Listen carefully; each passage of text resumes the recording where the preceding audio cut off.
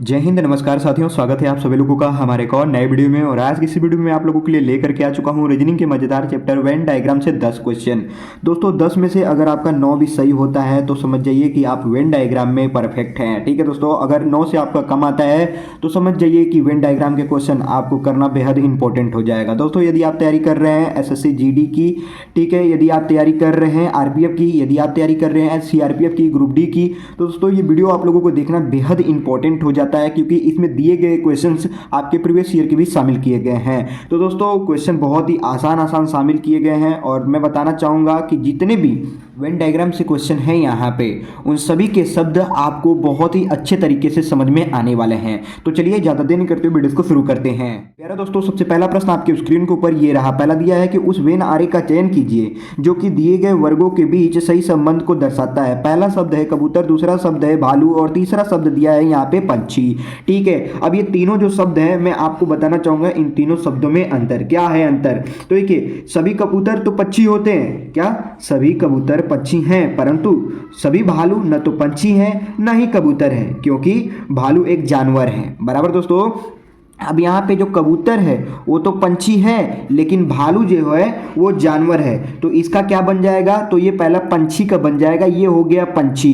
और सभी पंछी कबूतर होते हैं, ठीक है, सभी पंछी कबूतर होते हैं, यानी कबूतर सभी पंछी होते हैं, नहीं, पंछी सभी कबूतर नहीं होते, कबूतर सभी कबूतर पंछी होते हैं, ये याद रख लीजिए।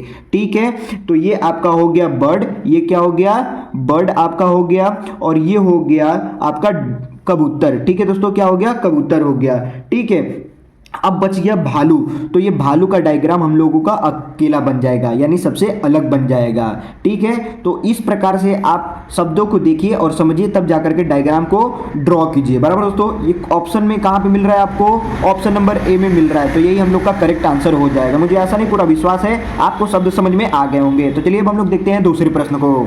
प्रश्न नंबर 2 दोस्तों दिया गया है, उस वेन आरेख का चयन कीजिए जो कि दिए गए वर्गों के बीच सही संबंध को दर्शाता है। पहला शब्द दे दिया है यहाँ पे बेल्ट, दूसरा दे दिया है टोपी, तीसरा शब्द दे दिया है दस्ताने। बराबर दोस्तों, ये तीनों के तीनों शब्द आपस में क्या है, संबंध है, किसी भी प्रकार का संबंध बना रहा है। तो दोस्तों आपस में किसी भी प्रकार का संबंध नहीं बना रहा है, ये तीनों के तीनों शब्द जो हैं अलग अलग हैं। ठीक है, बेल्ट अलग है टोपी से, और टोपी अलग है दस्ताने से, टोपी अलग है बेल्ट से, और टोपी से दस्ताने अलग है, यानी तीनों अलग अलग शब्द हैं। तो इन तीनों शब्द का अलग अलग डायग्राम बन जाएगा, यानी ये हो गया हम लोग का बेल्ट, ये हो गया टोपी, और ये हो गया दस्ताना। बराबर दोस्तों, तो इस प्रकार से हमारा डायग्राम बन गया। देखिए यहाँ पे एक इंपॉर्टेंट मैं आपको बताना चाहूंगा, ये तो हम लोग का डायग्राम बन गया, लेकिन यहाँ ऑप्शन में है इस प्रकार से नहीं, इस प्रकार से नहीं है। ठीक है, तो जरूरी नहीं है कि इसी प्रकार से हो, आपका इस प्रकार से भी हो सकता है, आपका इस प्रकार से भी हो सकता है, कोई इन तीनों में से कोई भी सही हो सकता है, ये भी सही हो सकता है, ये भी सही हो सकता है, और ये भी सही हो सकता है। ठीक है, जरूरी नहीं है कि इसी प्रकार से रहे। ठीक है, तो आपका कैसा मिल रहा है इन तीनों में से, यहां पे मिल रहा है ये वाला, तो option number D is the correct answer हो जाएगा दोस्तों।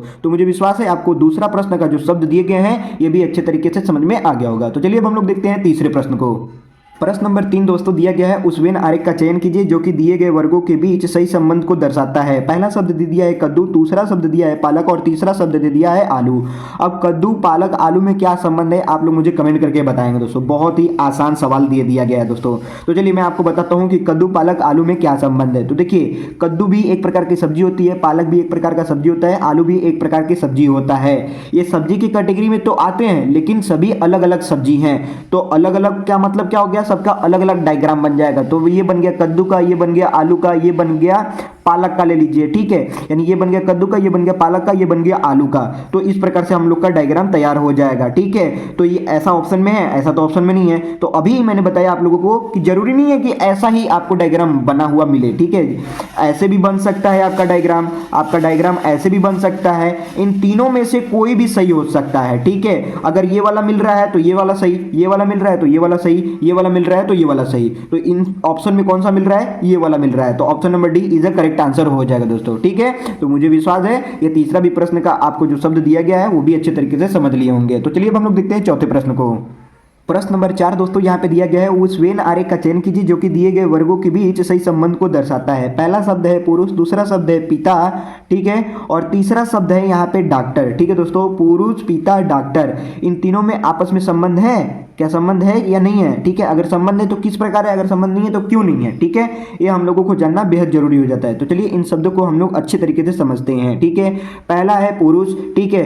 तो क्या पुरुष पिता नहीं होते हैं, तो सभी पुरुष पिता होते हैं, इतना याद रख लीजिएगा, ठीक है। ये सभी पिता जो होते हैं वो पुरुष होते हैं, परंतु कुछ पुरुष और कुछ पिता डॉक्टर हो सकते हैं। सभी पिता डॉक्टर नहीं होते हैं, सभी पुरुष डॉक्टर नहीं होते हैं, ठीक है। और सभी डॉक्टर पिता नहीं होते, सभी डॉक्टर पुरुष नहीं होते, ये समझ लीजिए। तो यहाँ पे कैसा डायग्राम तैयार हो जाएगा, पहले बनेगा ये पुरुष का। ये सभी पुरुष देखिए पिता तो होते हैं, सभी पुरुष पिता तो होते हैं, लेकिन सभी पुरुष और सभी पिता डॉक्टर नहीं होते हैं। अगर सभी वो डॉक्टर होते तो यहाँ पे इस प्रकार से डायग्राम तैयार हो जाता, यानी ये हो गया हम लोग का पुरुष का, और ये हो गया पिता का, और ये हो जाता डॉक्टर का। इस प्रकार से आपका तैयार होता, लेकिन यहाँ पे सभी पिता डॉक्टर नहीं होते, सभी पुरुष डॉक्टर नहीं होते, ठीक है।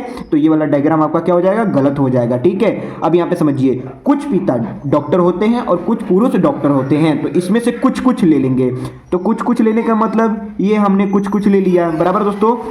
तो इस प्रकार से हम लोग का डायग्राम तैयार हो जाएगा। ये हो गया हम लोग का पुरुष, ठीक है। ये क्या हो गया, पुरुष हो गया, और ये वाला हो गया पिता, और ये वाला हो गया हम लोग का डॉक्टर हो गया दोस्तों। क्या हो गया, डॉक्टर हो गया। मुझे विश्वास है कि आपको ये तीनों जो शब्द दिए गए हैं अच्छे तरीके से समझ में आ गए होंगे, और इनमें कैसा संबंध है इसका डायग्राम भी आप लोग अच्छे तरीके से देख लिए होंगे। तो ऐसा डायग्राम कहाँ पे बनाए, ऑप्शन नंबर ए में। तो option number A is the correct answer हो जाएगा दोस्तों। तो चलिए अब हम लोग देखते हैं पांचवें प्रश्न को।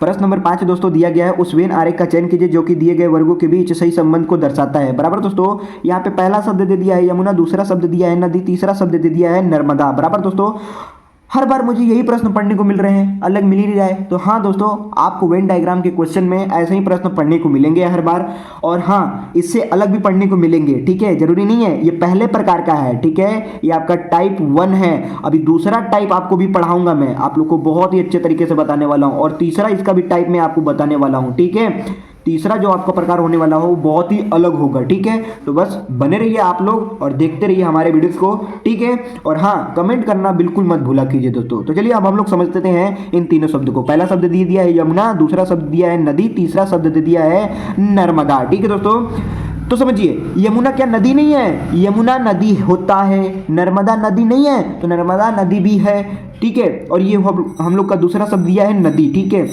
तो ये बन जाएगा पहला डायग्राम हम लोग का नदी का। तो कुछ नदी, सॉरी कुछ नहीं, एक नदी जो है वो हमारी यमुना नदी भी है, और एक नदी जो है वो नर्मदा नदी भी है, और भी ढेर सारी जो नदी है वो इसमें आ जाएंगी। बराबर दोस्तों, तो हम लोग का डायग्राम कैसा बन गया, कुछ इस प्रकार से बन गया। ये हो गया हम लोगों का नदी, क्या बन गया, ये हो गया नदी, ये हो गया हम लोग का नर्मदा, और ये हो गया हम लोगों का यमुना। क्या हो गया, यमुना हो गया। बराबर दोस्तों, यमुना हो गया हम लोगों का, यमुना, ठीक है, यमुना। इस प्रकार से हम लोग का हो गया, ठीक है। तो option number D is the correct answer हो जाएगा दोस्तों। मुझे विश्वास है आपको ये पांचवा भी प्रश्न अच्छे तरीके से समझ में आ गया होगा। तो चलिए अब हम लोग देखते हैं छठे प्रश्न को। प्रश्न नंबर 6 दोस्तों दिया गया है, उस वेन आरेख का चयन कीजिए जो कि दिए गए वर्गों के बीच सही संबंध को दर्शाता है। पहला शब्द दे दिया है नागरिक शास्त्र, दूसरा शब्द दे दिया है विषय, तीसरा शब्द दे दिया है रसायन विज्ञान। ये तो आप लोग बहुत ही अच्छे तरीके से डायग्राम बना करके सॉल्व कर लेंगे दोस्तों, मुझे विश्वास है, ठीक है। क्योंकि ऐसे ऐसे मैं प्रश्न पहले ही करवा दिया हूँ आप लोगों को, कि आप लोगों को शब्द याद हो गए होंगे, उसमें तुलना भी याद हो गया, उसमें संबंध भी याद हो गया, आखिर किस प्रकार से संबंधित होते हैं शब्द, ठीक है। तो आप लोग भली बात इसको भी कर लेंगे। तो चलिए मैं बता भी देता हूँ या आखिर इसमें कैसा संबंध बन रहा है। ये देखिए नागरिक शास्त्र, नागरिक शास्त्र हमारा एक विषय होता है, रसायन विज्ञान भी हमारा एक विषय है, यानी कि सब्जेक्ट है। बराबर दोस्तों, और ये दूसरा शब्द दे दिया है हमारा विषय, यानी कि पहला डायग्राम हम लोगों का बनेगा विषय का। तो कुछ विषय हमारे नागरिक शास्त्र के हैं और कुछ विषय हमारे रसायन विज्ञान के हैं। तो हम लोग का डायग्राम क्या ऐसा बनेगा, नहीं नहीं नहीं नहीं नहीं, ऐसा डायग्राम नहीं बनेगा, कुछ नहीं है यहाँ पे, कुछ नहीं है। यहाँ पे कैसा बनेगा दोस्तों, यहाँ पे आपका बनेगा, ध्यान रखिएगा, यहाँ पे बनेगा अलग, कैसा डायग्राम बनेगा, यहाँ पे इस प्रकार का डायग्राम बनेगा। ये हो गया हम लोगों का विषय, और विषय के अंदर ही आता है नागरिक शास्त्र और आता है रसायन विज्ञान। तो ये वाला हम लोगों का तैयार हो जाएगा, यानी ये क्या हो गया, हम लोग का सब्जेक्ट हो गया, ये हम लोग का नागरिक शास्त्र हो गया, और ये हम लोग का हो गया रसायन विज्ञान। बराबर दोस्तों, ठीक है। ये अच्छे तरीके से आप लोग समझ गए होंगे। और हाँ दोस्तों, मैं आपको बताना चाह रहा था पांचवा प्रश्न जो कि गलत हो गया था, ठीक है। पांचवा प्रश्न का जो डायग्राम बनेगा वो कुछ इस प्रकार से बनेगा। देखिए मेरा भी दिमाग अभी से इसके प्रति खुला है कि ये जो नदी है ना, वो नदी हमारा ये हो गया और नदी के अंदर ही ये यमुना नदी आ जाएगी और ये हमारी नर्मदा नदी आ जाएगी। ठीक है दोस्तों, तो इसका डायग्राम कुछ इस प्रकार से बनेगा। तो option number A is the correct हो जाएगा। ठीक है दोस्तों, ये पांचवा प्रश्न का आंसर ऑप्शन नंबर ए हो जाएगा। ठीक है, तो चलिए अब हम लोग देखते हैं सातवें प्रश्न को। प्रश्न नंबर 7 दोस्तों यहाँ पे दिया गया है, उस वेन आरेख का चयन कीजिए जो कि दिए गए वर्गों के बीच सही संबंध को दर्शाता है। पहला शब्द दे दिया है गायक, दूसरा शब्द दे दिया है पुरुष और तीसरा शब्द दे दिया है भाई।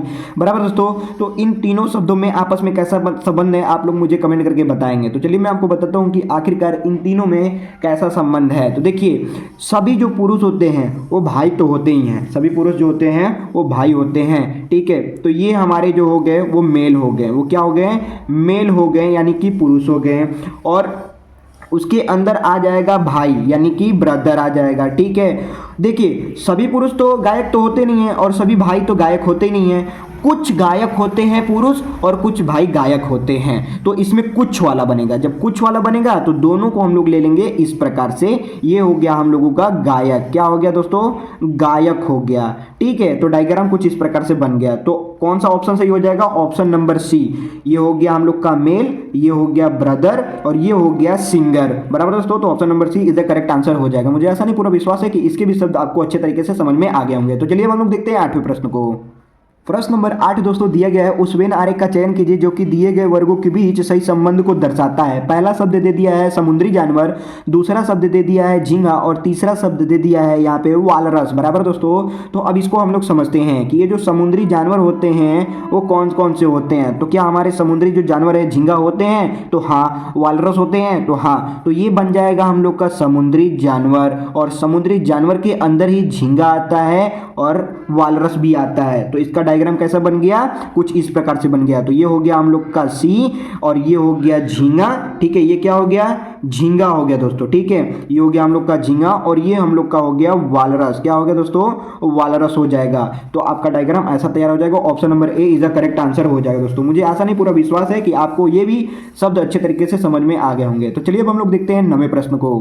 प्रश्न नंबर 9 दोस्तों यहाँ पे दिया गया है, उस वेन आरेख का चयन कीजिए जो कि दिए गए वर्गों के बीच सही संबंध को दर्शाता है। पहला शब्द दे दिया है माताएं, दूसरा शब्द दे दिया है बेटियां, तीसरा शब्द दे दिया है महिलाएं। बराबर दोस्तों, तो इन तीनों में आपस में कैसा संबंध है आप लोग मुझे कमेंट करके बताएंगे। तो चलिए दोस्तों मैं आपको बताता हूँ कि आखिरकार इन तीनों शब्दों में आपस में कैसा संबंध है। तो देखिए, ये जो माताएं हैं वो बेटियां हैं और ये महिलाएं हैं। तो यहाँ पे तो पहले बनेगा महिला का। ठीक है, ठीक है, सभी महिलाएं बेटियां होती हैं, इतना याद रख लीजिए। सभी महिलाएं बेटियां होती हैं तो महिलाओं के अंदर आ जाएगा बेटियां, और सभी बेटियां माताएं होती हैं तो ये सभी बेटियां माताएं हो जाएंगी। तो ये किसका बन गया, वो महिला का बन गया। ये किसका बन गया, ये बन गया बेटी का, और ये बन गया किसका, माता का बन गया। बराबर दोस्तों, ये किसका बन गया, माता का बन गया। तो डायग्राम हम लोग का इस प्रकार से बन जाएगा। ऑप्शन में है, हाँ, option number C is the correct answer हो जाएगा दोस्तों।